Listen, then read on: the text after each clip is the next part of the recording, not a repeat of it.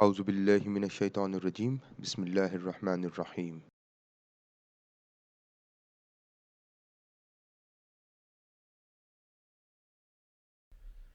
In this session, we are going to compare the results from an AMOS model and the results from CBSEM using SmartPLS4.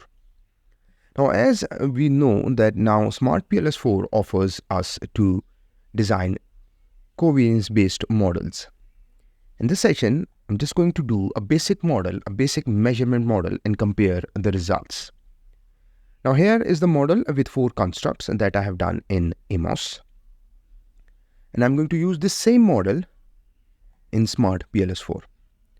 Now, since I've got this model and I've already saved it in my computer, I'm going to import the same model in SmartPLS4.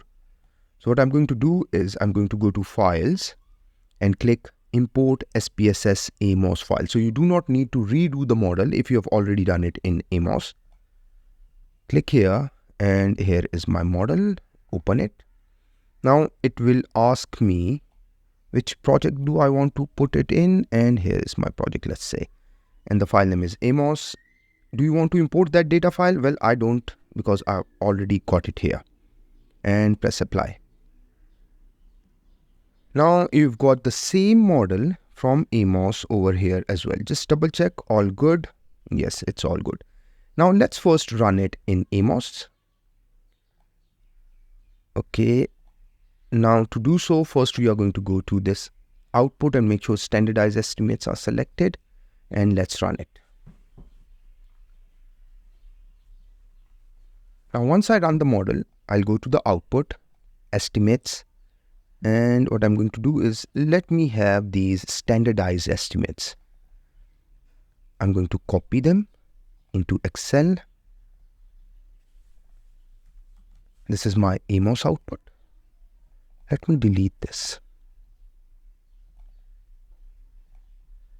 And these are the results from AMOS. Now I'm going to run the same model in PLS, or rather SmartPLS, basic CBSEM algorithm. 1000 leave defaults. Now uncheck this. Starting value strategy, uncheck this. And now run it. Now let's go to outer loadings, and here you've got different options. I'm going to use metrics standardized because I got standardized results from AMOS as well. Copy to Excel and let's paste it here. So look at this, CC6.662, CC6.662. Let's say a random one, OP2.868. Where is OP2.868? Now the same loadings you are getting from those two different softwares. Now let's look at model fit. If you go here, model fit, let's say CFI and TLI. And if we go here, here it is. What is your CFI? 0.891, TLI 0.878, same as what you got in AMOS.